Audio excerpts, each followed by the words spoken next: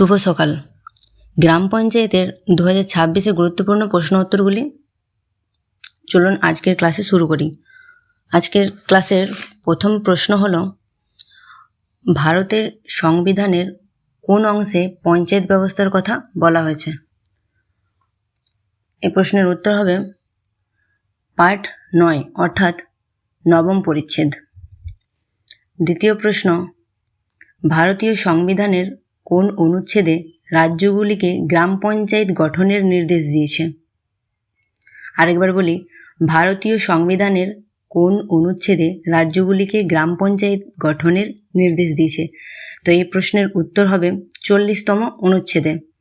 তৃতীয় প্রশ্ন, পশ্চিমবঙ্গে পঞ্চায়েত আইন অনুসারে মহিলাদের জন্য কত শতাংশ শাসন সংরক্ষিত থাকে?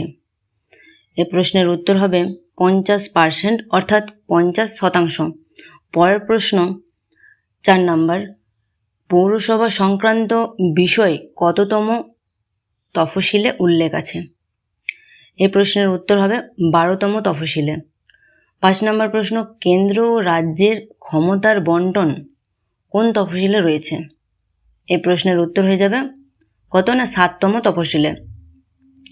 পরের প্রশ্ন 6 নম্বর, কেছে না সার্বভৌম কথার অর্থ কী?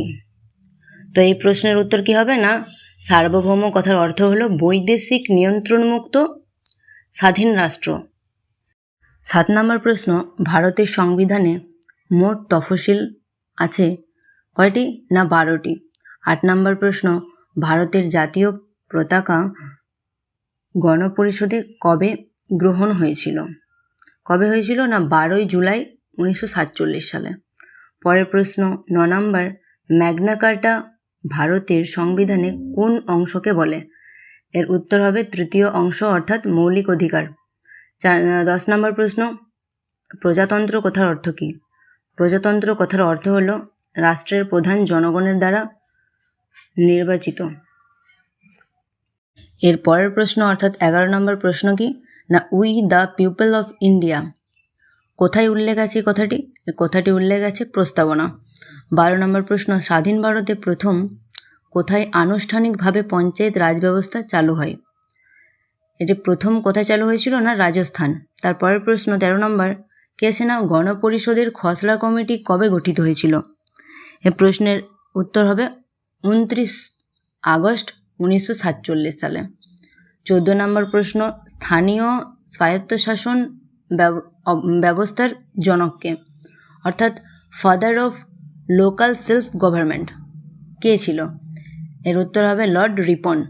পরের প্রশ্ন এবং শেষ প্রশ্ন, উদ্দেশ্যমূলক প্রস্তাব গণপরিষদে কে পেশ করেন? এ প্রশ্নের উত্তর কী হবে? না জওহরলাল নেহেরু। আজকের সকালের ক্লাস এই পর্যন্তই। পরের ক্লাস সন্ধ্যা 7টায়। যদি এই ক্লাস ভালো লেগে থাকে অবশ্যই লাইক, কমেন্ট এবং শেয়ার করবেন। আর পরবর্তী ক্লাস 7টায় অবশ্যই যার যা দরকার, কোন বিষয়ে দরকার অবশ্যই কমেন্টে জানাবেন, তাহলে আমি সেই বিষয়ের ওপর ভিডিও বানাবো। ধন্যবাদ।